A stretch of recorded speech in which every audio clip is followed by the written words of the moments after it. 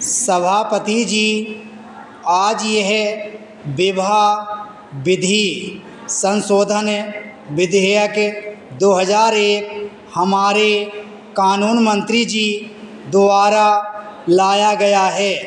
मैं इसका हार्दिक स्वागत करती हूँ।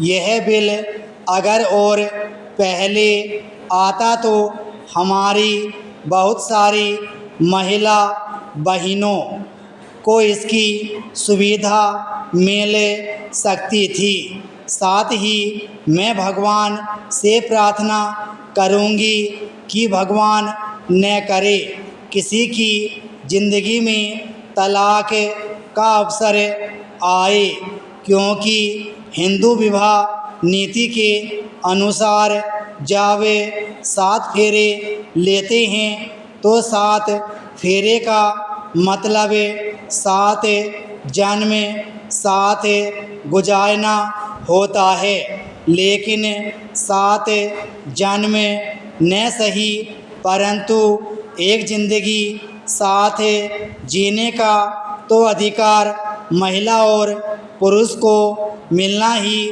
चाहिए। फिर भी मैं यह कहूँगी कि इस विधेयक में जो 1 वर्ष की अवधि रखी गई है, इसमें संशोधन होना चाहिए। 1 वर्ष की जगह पर कम से कम 2 या 2.5 वर्ष या 3 वर्ष होना चाहिए, क्योंकि 1 वर्ष में शादीशुदा पति पत्नी एक दूसरे को ठीक से समझ भी नहीं पाते हैं। हिंदू विवाह रीति के अनुसार कई बार तो वे एक दूसरे को जानते तक नहीं हैं और एक दिन जाकर शादी तय हो जाती है।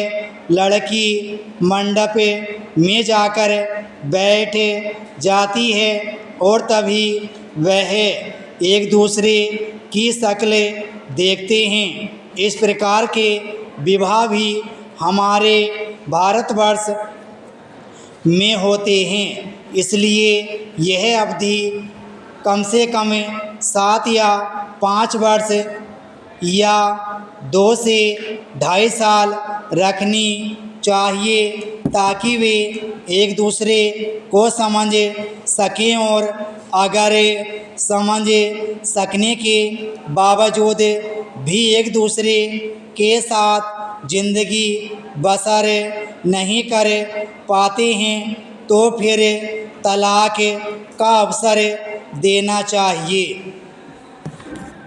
संविधान में उसे समान अधिकार मिले हैं, लेकिन इसके बावजूद हमारा देश पुरुष प्रधान देश है, जिसके चलते आज भी महिलाएं दोहरी नागरिकता जी रही हैं और महिलाओं को अधिकार नहीं मिल रहे हैं। उन्हें सिर्फ कर्तव्य ही पूरा करना पड़ रहा है। इसे देखते हुए मंत्री महोदय जो बिल लाए हैं उसके लिए वह बधाई के पात्र हैं। ईसाई महिलाओं के बारे में बहुत सी बातें हो चुकी हैं। मैं नहीं चाहती कि इस बारे में ज़्यादा कहकर सदन का समय लूं, क्योंकि बहुत से सदस्य इस पर बोलने वाले हैं। 10 से 12 वर्षों से ईसाई महिलाएं संघर्ष कर रही हैं। आज वे बहुत खुश होंगी, क्योंकि इस विधेयक से उन्हें ज़्यादा अधिकार मिलने वाले हैं। इस वर्ष ऐसा विधेयक लाकर सचमुच महिलाओं को सम्मानित करने का काम हुआ है। मंत्री जी ने महिलाओं को एक अनूठा उपहार देने का काम किया है। विराम स्टॉप।